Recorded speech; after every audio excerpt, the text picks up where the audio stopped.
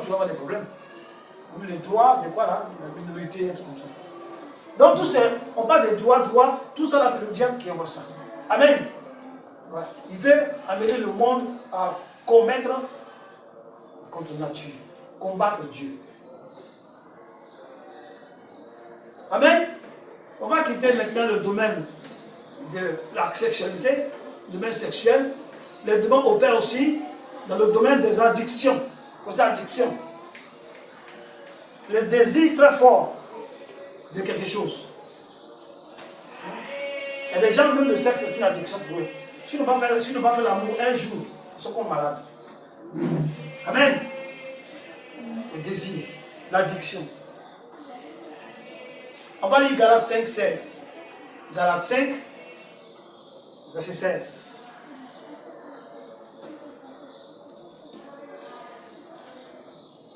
Galates 5, verset 16.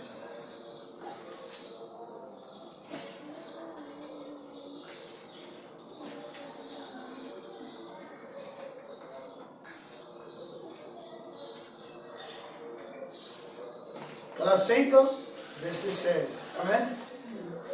Je lis la parole. Galates 5, verset 16, je lis la parole. Je dis donc, marchez selon l'esprit, et vous n'accomplirez pas les désirs de la chair. Donc, les désirs, les addictions font partie des désirs de la chair. Ce sont les désirs de la chair, l'addiction. Et les démons qui sont là pour ça, pour nous donner ces genres d'addiction, pour nous donner ce genre de désirs forts. Amen. Les désirs de la chair. Le premier démon qui rentre en toi pour t'envoyer dans la... Comment on appelle ça? Dans l'addiction, c'est le démon de la frustration. Le démon de la frustration. Beaucoup de personnes, lorsqu'ils sont frustrés, ils vont prendre une bière. Ou bien lorsqu'ils sont déçus, ils vont prendre une bière, un vin, la liqueur pour se calmer. Amen. Pour se calmer. Ils vont prendre ça pour se calmer. Donc, chaque fois que tu es frustré, chaque fois que tu décides de quelque chose, tu prends la liqueur pour boire. La liqueur pour boire. En faisant ça, un matin, le démon de la frustration rentre en toi. Amen. Il va amener la frustration à tout moment de ta vie. Et à tout moment, tu es frustré. Tout moment, tu es frustré. Alors, comme au début, quand tu es frustré, tu prends la liqueur. Donc, la liqueur devient pour toi quoi? Une addiction. À chaque fois, tu bois. Tu veux passer la frustration. Or, cette frustration ne peut pas partir parce que c'est un démon qui est à la base de ça. Mais au départ, lorsque tu es frustré, ce n'était pas un démon. Et tu prends la liqueur, tu prends le vin, quelque chose pour te calmer. Et à force de répéter ça, un démon vient entrer en toi. Ça ouvre la porte et un démon rentre en toi. On n'a pas dit de boire, c'est mauvais, non. Tu peux boire un vin, mais lorsque tu es frustré, tu bois. Lorsque tu es frustré, tu bois, ça va ouvrir la porte. Le démon de la frustration va rentrer. Amen. Le démon de la déception va rentrer. Et lorsqu'il lui rentre maintenant, il va appeler qui? Il peut appeler le démon de l'alcool. Puisque tu es frustré, tu bois l'alcool. Donc lui, la frustration, il vient pour mettre en toi à tout moment la frustration. Alors, il t'amène à être addict à l'alcool. Donc, plusieurs personnes que vous voyez, ils sont tout le temps ivres, qui boivent comme ça, ils ont des démons de mer et de délivrance. Le démon de l'alcool qui est en eux. Amen. On va lire Proverbe 22. Le Proverbe 23. Proverbe 23.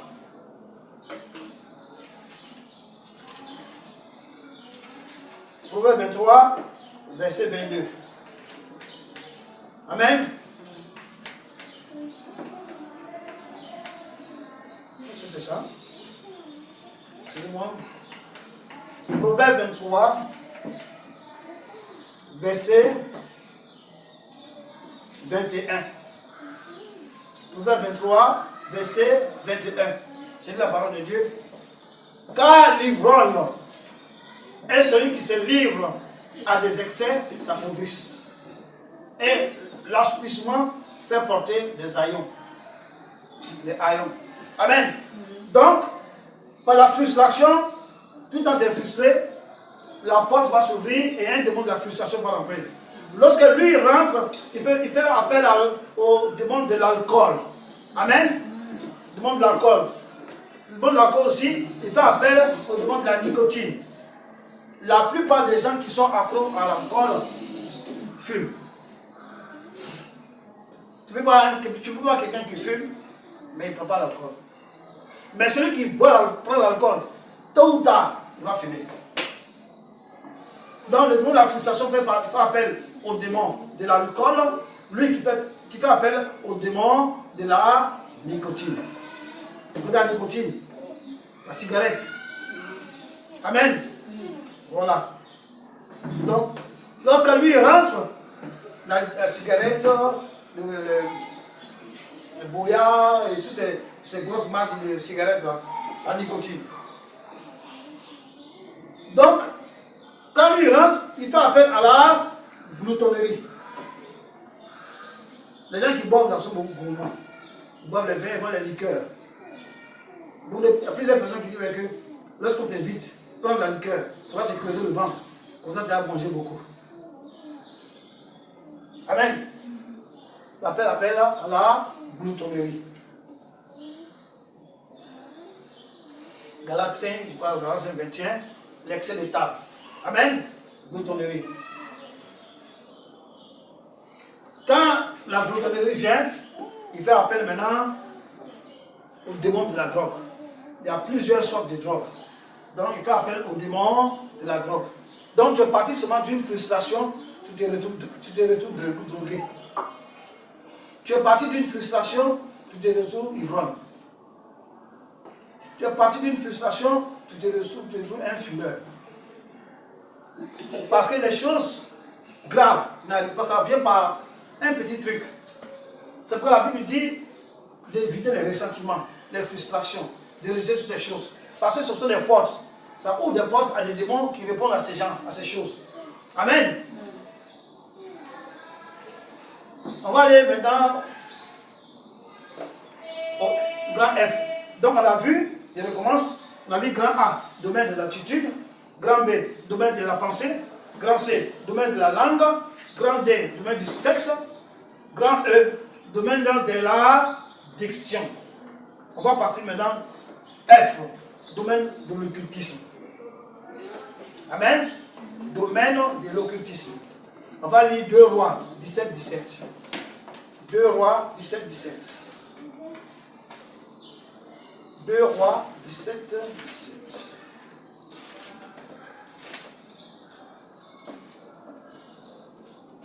Deux Rois 17, verset 17. Il fit passer par le feu leurs fils et leurs filles.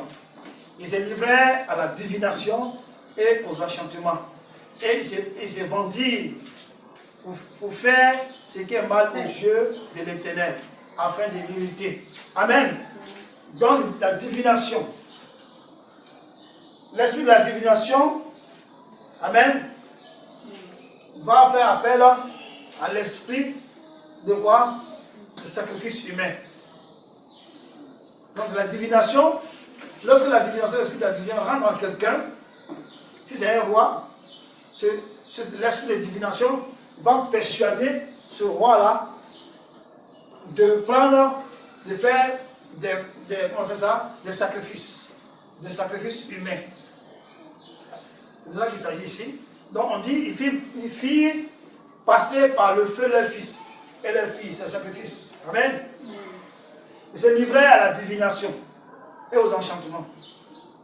Donc, l'esprit de la divination envoie le sacrifice.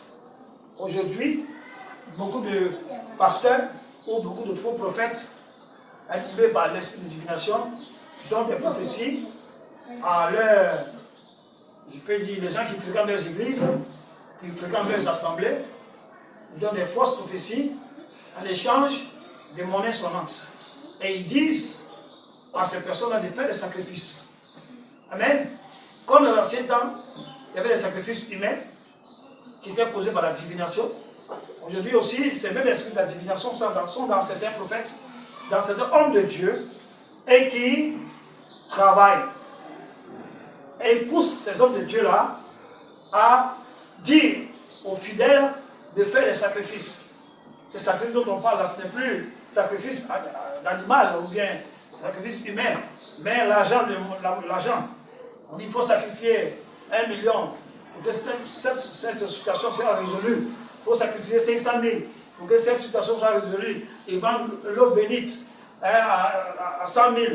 Ils vendent de l'huile, soi-disant onction, à 200 000. Ils vendent ça. On dit qu'il faut faire un sacrifice. Il faut faire un sacrifice. Amen. Comme on fait le plus souvent dans les églises de Royaume universel, on fait le sacrifice. Nous tous sommes passés par là. On dit qu'il faut sacrifier. Prends tout ce qui t'appartient, tu sacrifies ça. Amen. Donc ce sont les esprits de divination qui poussent ces gens-là à faire.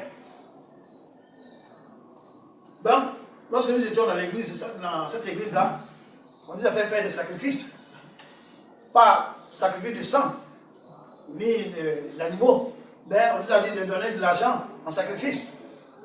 Tu prends tout ce que tu as dans ton compte, tu fais un sacrifice et Dieu va te bénir. Amen. Mais nous ne savons pas que le diable aussi bénit. Amen. Le diable bénit. Tu fais un sacrifice, tu crois que c'est Dieu qui te bénit. Non, c'est le diable qui te bénit. Parce que Dieu n'a pas demandé à qui de faire sacrifice. Amen. Il y a un seul sacrifice qui a été fait, le sacrifice de son Fils unique. Amen. C'est tout ce qui est là. Tout ce que Dieu nous demande maintenant, c'est de donner dans l'église. C'est ce que nous avons reçu dans nos cœurs. De donner avec joie. Dieu n'a pas dit de faire sacrifice. Non. Mais aujourd'hui, dans beaucoup d'églises, je n'ai pas dit, on dit, nous sommes passés dans cette église-là où on nous demandait de faire des sacrifices en monnaie sonnante, donner l'argent. Amen. D'autres donnaient tout leur salaire en sacrifice. On dit c'est sacrifice. D'autres vendaient tous leurs biens, il fallait faire des sacrifices. Et on mettait cet argent dans des enveloppes et les gens mettaient ça sur la montagne des Oliviers en Israël pour prier dessus, pour que Dieu écoute et Dieu résout le problème. Aujourd'hui, je crois que tout ça, c'est les hérésies.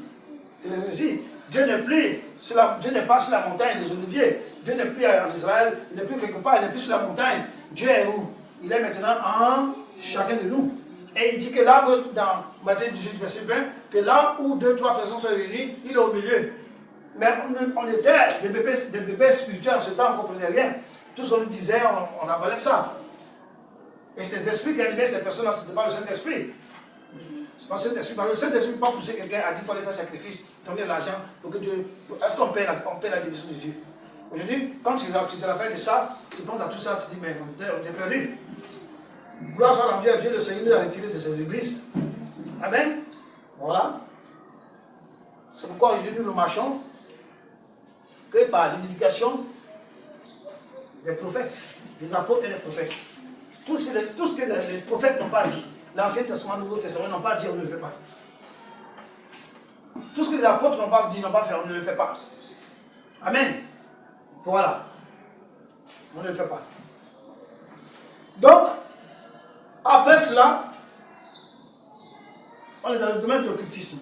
On va lire, pardon, divination. On va lire Nombre 23, 23. Amen. Nombre 23, 23. Nombre 23, 23.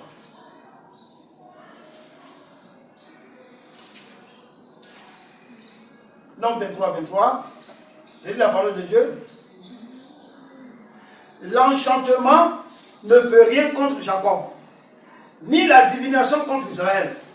Autant marqué, il sera dit à Jacob et à Israël quelle est l'œuvre de Dieu. Donc Dieu dit que les divinations là, quand tu es un vrai enfant de Dieu, on ne peut rien te faire. Et un vrai enfant de Dieu, l'esprit du Saint-Esprit en toi, lorsque tu reçois une révélation de divination, le Saint-Esprit te dit que ça, non, c'est faux. Amen. La divination, les esprits de divination ne peuvent rien faire contre Jacob, ne peuvent rien faire contre l'Église aujourd'hui. Amen. Il ne peut rien faire. L'enchantement, on ne peut pas t'enchanter. Quelqu'un va aller voir un marabout, il va faire des trucs là-bas pour venir t'enchanter, pour venir t'envoûter. La Bible dit que ça ne peut rien faire, ça ne marche pas. Si tu es un vrai enfant de Dieu. Donc, il y a la divination qui fait appel à l'enchantement. Amen. Ce sont les esprits. Donc, dans le domaine de l'occultisme, c'est quoi? La divination. Donc, l'esprit de la divination fait appel à celui de la voyance. Il fait appel à celui de la voyance. Amen. Quand l'esprit de la voyance vient, il fait appel à la fausse prophétie. Donc, il y a des esprits de la voyance. Dieu donne la vision, le diable aussi, il fait voir les gens. Amen. Et il y a un esprit de la voyance. Lorsque tu vas voir un marabout, lorsque tu vas voir un sorcier, comme il y a certains pasteurs qui vont au Ghana, qui vont où ça, en Inde, pour avoir la vision. L'esprit qu'on leur donne là-bas, ce n'est pas le Saint-Esprit, c'est l'esprit de la voyance. Quelle voyance? La voyance démoniaque. Et le démon ouvre tes yeux et tu vois des choses. Donc il y a un esprit qui est là. Il y a un démon qui fait voir les gens. Donc, il y a des gens qui sont nés, dans l'église, tout le monde n'est pas visionnaire. Tout le monde ne voit pas.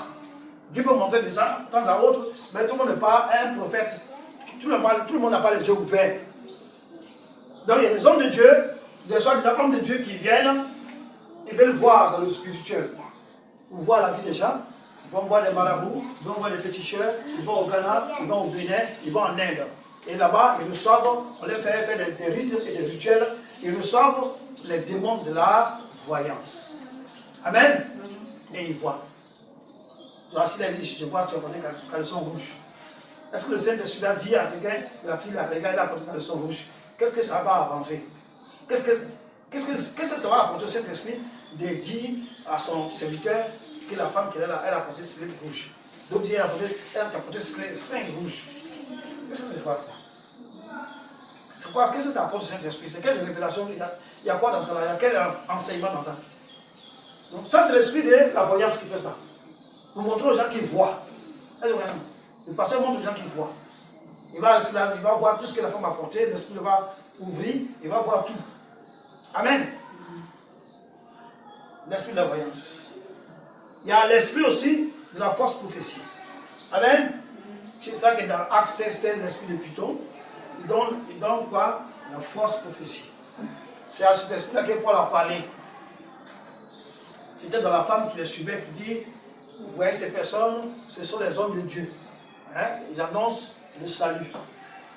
À plusieurs reprises. Est-ce que c'était faux? C'était pas faux. Mais comme c'était devenu récurrent à plusieurs reprises, Paul a discerné que non, celui qui parle là, ce n'est pas le Saint-Esprit, ou ce n'est pas la femme même qui parle, mais il y a quelqu'un derrière. Et il a deviné, il a vu Dieu avec ses yeux, qu'il a discerné que c'était un esprit de Python.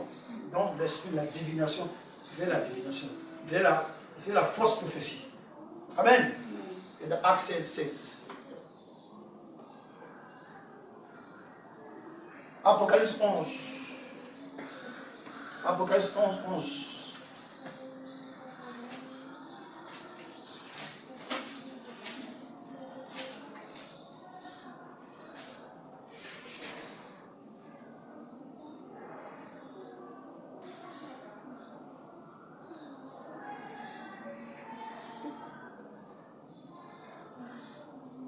Donc, l'Apocalypse 11 nous parle de l'Esprit de Dieu, qui est différent de l'Esprit de Python. Amen. On dit, après les 3 jours et demi, un esprit de vie venant de Dieu entra en eux et il s'éteint sur leurs pieds et une grande crainte s'empara de ceux qui le voyaient. Donc, c'était les 2 témoins. Dieu a dit, ces 2 témoins, il y avait des prophètes. C'était des prophètes. Amen. Ils prophétisaient. Mais ils prophétisaient avec qui? Le Saint-Esprit. Amen. Mais la femme qui était dans Acte 16 avec Paul, ce n'était pas le Saint-Esprit, mais c'était quoi? L'Esprit de Python. Donc, il y a les fausses prophéties et il y a des démons qui sont à la base de ça. Amen. De la manière que Dieu fait prophétiser ses enfants, le diable aussi, avec les esprits de la fausse prophétie, fait prophétiser. Amen. Il y a, quand la fausse prophétie vient, on a dit quoi? La voyance, l'esprit de la voyance. Et la fausse prophétie, fait appel à l'esprit de la voyance charismatique. Amen. Donc c'est ça qu'il a parlé premièrement. Les pasteurs, tout ça qui font la voyance, ils disent que c'est le charisme, ils pensent que c'est le don du Saint-Esprit, alors que c'est un démon. Maintenant, il y a des voyances aussi dans le monde, dans les villages, les tradipraticiens, les guérisseurs, ils ont la voyance. C'est toujours le même démon qui fait ça. Amen. Il fait le démon qui fait ça. Et il y a aussi le démon du New Age. Amen. La religion unique. Le temps vient où, dans ce monde-là, il y aura le New Age, le Nouvel Âge, une seule religion. Il n'y aura plus de chrétiens, il n'y aura plus de musulmans, il n'y aura plus de bouddhistes, ni de qui que ce soit. Il y aura une seule religion et cette religion-là sera installée par le faux prophète et qui l'Antéchrist. Amen. Il n'y aura plus de liberté de culte. Il y aura seulement un culte, un faux culte d'ailleurs, très bientôt, lorsque nous serons vers la fin des temps, très bientôt, nous sommes déjà vers la fin des temps. Dieu seul sait quand ça va venir. Très bientôt, on va faire face à tout cela, à toutes ces choses. Amen. On va voir maintenant grand G, donc grand F, domaine d'occultisme, grand G, domaine de fausses religions. Le plus souvent, les fausses religions sont engendrées par des démons de violence. Vous voyez que toutes les fausses religions, ce sont des religions de violence, sont caractérisées par la violence. Essayez de voir toutes les religions, c'est la violence. Les fausses religions, c'est la violence. Ce sont les démons de violence qui sont à la base. Amen. On va lire Hébreux 13, verset 9. Hébreux 13, verset 9.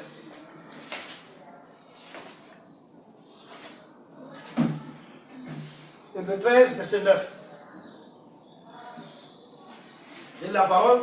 Ne vous laissez pas entraîner par des doctrines diverses et étrangères, car il est bon que le cœur soit affermi par la grâce et non par des aliments qui n'ont servi de rien à ceux qui s'y sont attachés. Amen. Donc, ici, c'est un conseil de Paul qui dit de ne pas s'attacher aux doctrines diverses, de ne pas s'attacher aux doctrines étrangères, la fausse religion. Amen. Et je vous ai dit que derrière les fausses religions, il y a des esprits de violence. Tout esprit de violence exerce aussi dans les fausses religions. Amen. On va citer quelques fausses religions. Il y a la science chrétienne. C'est une religion. La science chrétienne. Il y a l'islam. Amen. Il y a le bahaïsme. C'est une religion. Il y a la franc-maçonnerie. Il y a des gens qui disent que c'est une religion. Ces gens disent ça. Mais pour nous, c'est une secte. L'occultisme. Tout ça, c'est la même chose. Il y a l'église bleue. Amen. L'église bleue. Il y a la rose croix. Amen. Il y a Ekankar. Il y a Maïkari. Il y a le témoin de Jéhovah.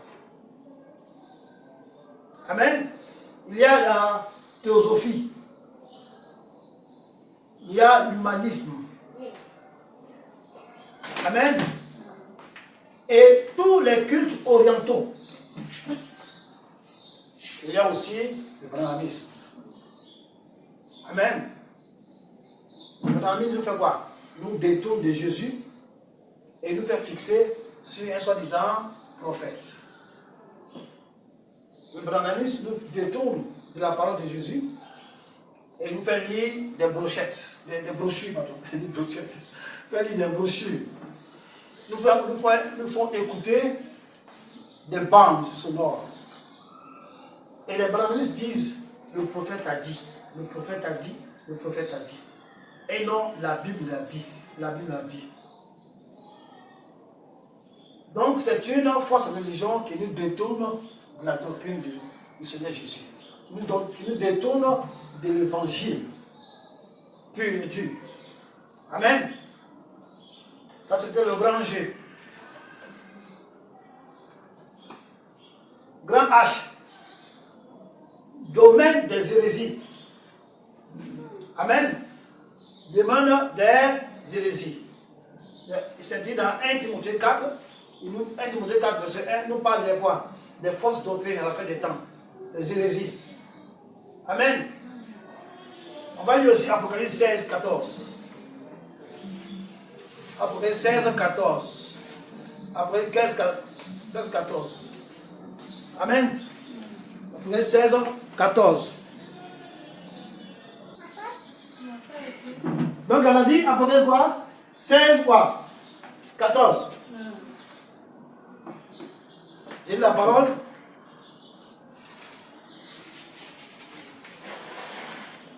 Car ce sont des esprits de démons qui font des prodiges et qui vont vers le roi de toute la terre, afin de les rassembler, pour le combat du grand jour du Dieu Tout-Puissant. Donc, ce sont des doctrines de démons. Ce sont des esprits de démons. Amen. L'hérésie. À la base, ce sont les esprits de démons qui font ça. Et ces esprits de démons-là sont où? Ils sont avec les Mormons. Amen. Mormons. La réincarnation. Toute église qui parle de la réincarnation, ce sont les doctrines des démons qui sont à la base de cela. Ils combattent la résurrection. On parle de quoi? La réincarnation. Toutes les religions qui soutiennent, toutes les religions qui soulignent le salut par les œuvres. Amen. C'est de l'hérésie. L'église de la foi chrétienne. L'église de la foi chrétienne. Toutes les églises, toutes les religions, qui rejettent Christ comme sauveur. Toutes les religions qui rejettent Christ comme sauveur sont inspirées, ou leurs cultes sont des cultes du quoi? Des démons, des esprits de démons. Amen. 1 Jean 4. 1 Jean 4.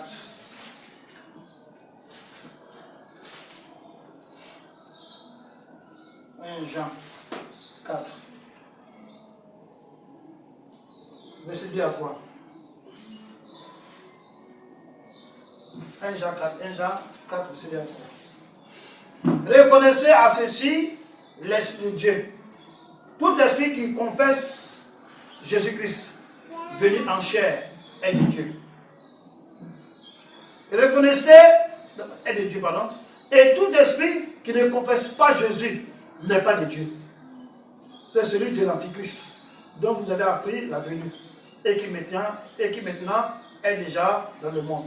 Donc, toute religion, toute assemblée, amen, qui refuse, qui combat, et qui ne confesse pas que Jésus-Christ est venu en chair,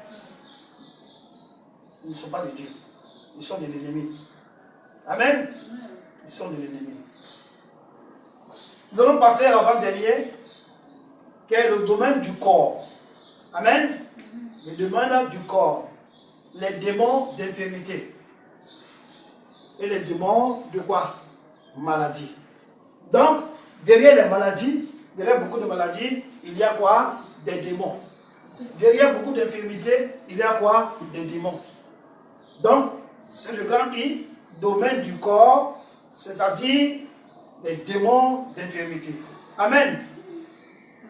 Les infirmités, les douleurs, toutes ces choses ont pour base les démons. Donc, il y a les infirmités démoniaques, il y a les douleurs démoniaques. Amen. L'épilepsie, c'est un démon qui est à la base de cela. Le stress, c'est un démon qui est à la base de cela. La migraine persistante, il y a un démon derrière cela. L'allergie, c'est un démon. Tu as là le pain que tout le monde mange. Tu prends le pain, Et puis tu commences à pousser le couteau. Tu es allergique au pain. C'est ça qu'il y a un démon derrière. À un moment, dans les années passées, j'étais allergique au miel. Si je prends le miel, c'est comme si je vais mourir. Je suis suffoqué. Amen. Alors que le miel a des vertus. Mais il y avait des vertus. Il y avait des allergies. C'était un démon qui était derrière. J'ai reçu la délivrance. Et aujourd'hui, je prends le miel comme je veux. Je prends le miel seul, je le prends avec le pain, je le prends avec quoi que ce soit. Ça ne me fait rien. Mais dans le temps passé, si je prends le miel, j'ai des douleurs dans le ventre. Tout mon corps est paralysé pendant des heures. Je reste couché pendant des heures. 2 heures, 3 heures du temps. Avant que je puisse me lever. Et quand je tombe, c'est comme si je tombe dans un coma. C'est même plus je suis. C'est un démoniaque. Amen. Mais grâce à Dieu, j'ai été délivré de cela. Amen. Il y a les démons du stress, l'allergie. Les démons de carie dentaire. Les démons d'handicap. Amen. Les démons qui handicapent le corps. Les gens sont handicapés, ils ont le corps déformé. Ils sont déformés. D'autres à la naissance, d'autres après la naissance. Il y a des démons à la base, les démons dedans qui font ça. Donc les démons de l'handicap, du corps physique. Et les démons du sommeil. Les démons qui donnent le sommeil. On dit Maloko le dormeur. Je me rappelle quand j'étais en Côte d'Ivoire, à l'école primaire. Maloko le dormeur. Et les gens qui dorment, on dit quelqu'un, il dormait sous un arbre. La pluie est venue. Ça fait un torrent. Le torrent a apporté dans la rivière. La rivière a tremblé dans la mer. La mer a été avalée par un poisson. Et les gens sont venus tuer le poisson. Ils ont enlevé le poisson, ils ont trouvé le gars qui était dedans. Il était toujours endormi. Ça, c'est ce qu'on disait à l'école. Un dormeur. Si c'est vrai, c'est qu'il avait un esprit de sommeil. Un esprit de dormir qui nous faisait dormir. Amen. Il y a aussi l'esprit de somnolence. Tu marches et tu somnoles. Somnolence ambulante. Tu marches, tu somnoles. Les gens qui marchent, ils marchent. Amen. Ils sont somnolés. Dans le car, ils somnolent. Dans le taxi, ils somnolent. Dans le bus, ils somnolent. Il est dans le métro, ils somnolent. Il y a des gens qui sont là, des dormeurs. Ils montent dans le bus, ils dorment jusqu'à ce qu'ils passent le train. Ils passent son arrêt. Et dans le métro, ils dorment jusqu'à ce qu'ils passent la station où ils vont descendre. Et c'est toujours comme ça, persistant pendant des mois et des mois et des mois. Il y a un démon à la base. Je ne dis pas qu'un jour tu peux être fatigué, dormir dans le bus, ou dormir dans le train, ou dans le métro. Je n'ai pas dit ça. Je dis, mais un truc qui est continuel, qui se répète pendant des semaines, et des mois et des années. Vous saurez qu'il y a un démon derrière. Amen. Amen. Il y a l'insomnie, le démon de l'insomnie. Il y a des gens qui passent toute la nuit, ils ne dorment pas. Ils ne dorment pas malades, hein? Ils ne dorment pas. Au moins, les autres sont en train de ronfler, d'autres sont en train de faire des rêves, d'autres sont vraiment au paradis. Lui, il ne dort pas. Il est assis sur son lit. L'insomnie. Il fait des veillées.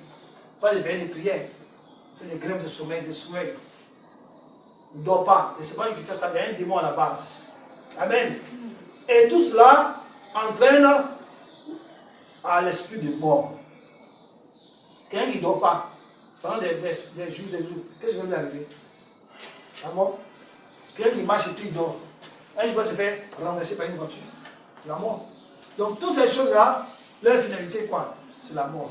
J'ai oublié même l'arthrose. C'est l'arthrose. Il y a l'arthrose, il y a l'ordose. Et toutes ces choses, tu manges comme ça, tu manges comme ça. Amen. Déformation du corps. Il y a des démons derrière. Amen. C'est lui de prier. Il y avait Jésus qui a prié pour la femme qui avait la bosse sur son dos. Jésus a prié pour cette femme, elle a été délivrée. Et il y a un pharisien qui disait, si ce n'est pas qu'aujourd'hui c'est sabbat, il ne fallait pas attendre. Un autre jour, vous venez se faire délivrer. Amen. Et Jésus-Christ a dit qu'il était hypocrite. Cette femme qui était tenue en captive par le démon, par le diable, pendant des années, il ne fallait pas qu'aujourd'hui on puisse la délivrer.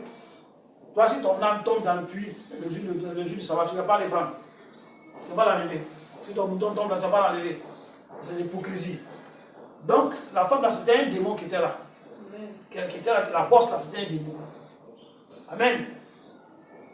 Peut-être que toutes les bosses C'est un démon, je ne sais pas.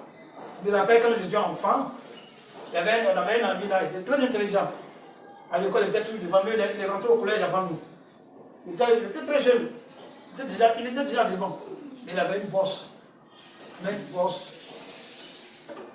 Si c'était un démon, peut-être que le jour qui va croiser un vrai homme de Dieu, un homme de Dieu, il va le délivrer. C'est une maladie. Tu vois aussi, c'est des sorts, c'est des sorciers qui font ça. Donc tout ça, c'est le mal, c'est l'esprit du mal qui fait ça. Amen. On va lire Apocalypse 6, verset 8. Apocalypse 6, 8.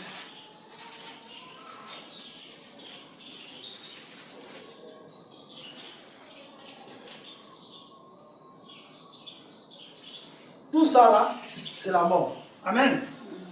6, 8. Verset 8, il dit la parole.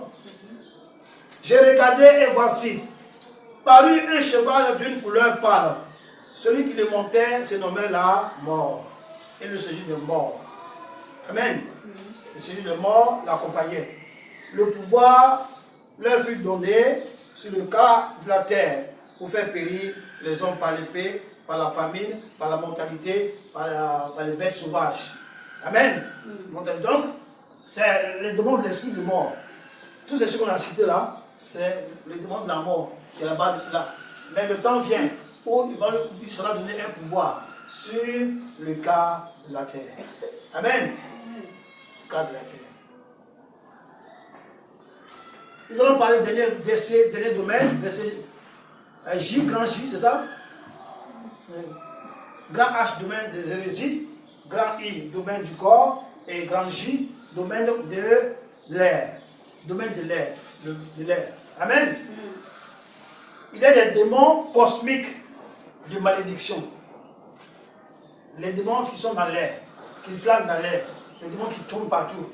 Les démons cosmiques de malédiction.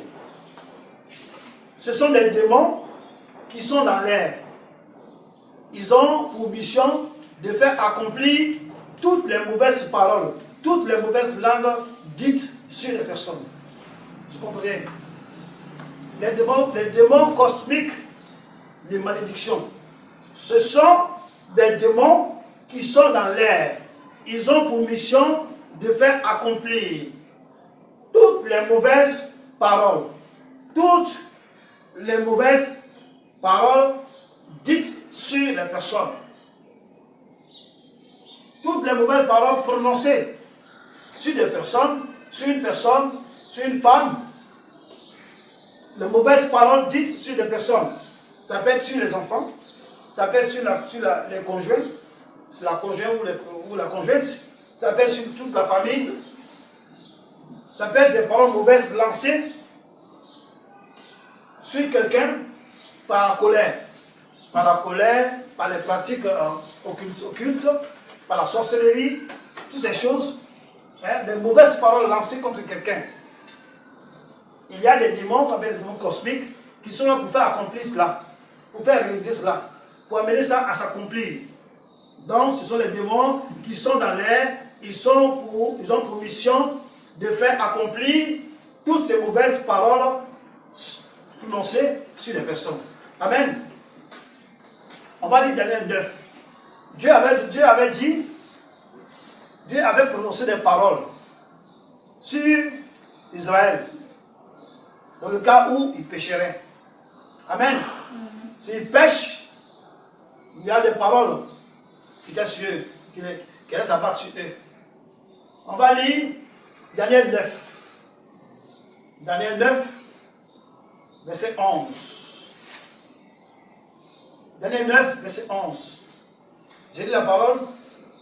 Tout Israël a transgressé ta loi. C'est Daniel qui parle. Tout Israël a transgressé ta loi et s'est détourné pour ne pas écouter ta voix. Alors se sont répandues sur nous les malédictions et les imprécations qui sont écrites dans la loi de Moïse, serviteur de Dieu, parce que nous avons péché contre toi. Donc ils ont péché contre Dieu et Dieu avait laissé une parole.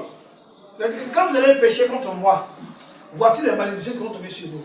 Lorsque vous allez pécher contre moi, voici les imprécations qui sont sur vous. Amen. Alors ces imprécations ont été Ils ont péché effectivement et ces implications ont été manifestées.